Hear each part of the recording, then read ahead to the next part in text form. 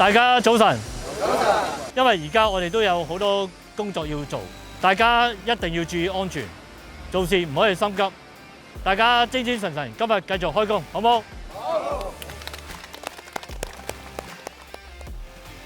咁我就叫劉啟明啦，咁通常啲同事都叫我 Eric 嘅，因為咁樣比較親切啲啦。我好記得就喺2018年嘅聖誕節啦，公司就同我講就去負責啟德體育園嘅項目啦。當時嚟講都係有一啲即係戰戰兢兢嘅，因為講真一個300億嘅工程啦，又設計、建造、營運啦，咁我負責設計建造嗰部分啦，都一個咁5萬人嘅場館咧，講真對我嚟講都一個好大嘅挑戰啦。其實成個香港啟德體育園最大嘅特色就係開合頂啊，亦都係一個極其複雜嘅一個設施啦。除咗擋雨啦、擋風啦，同埋最大嘅功能就係隔聲，因為夜晚黑舉辦一場演唱會，啲聲走咗去附近啲居民咧，咁到時一投訴就開得，所以開合頂嗰個 acoustic 即係隔音嘅功能咧係一個好重要。隔到音嘅物料咧，其實都係好重物料，所以其實成個開合頂咧都係一個比較重嘅一個頂蓋嚟嘅。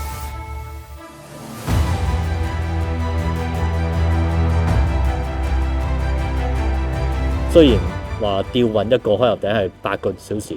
一個2400噸，吊運去到50幾米高，吊運去啱佢個高度，佢嗰個座向係啱好，好似好快脆，好似好簡單，但係我哋事前嘅工作安排啊，成個設計個協調啊，同埋一個咁重型嘅提升架，點樣可以咁安全吊運上去呢？成個計劃呢，我哋係歷時超過2年，因為我哋係唔容許一丁點兒嘅一個障礙。因為大家試諗，如果吊起一個2000幾噸嘅結構架喺50幾米高，中間有問題，其實要放翻落地面，其實係一個都幾災難。好，大家天面嘅管工同事、天面嘅路軌同事，而家清場完成，準備開山蓋動作。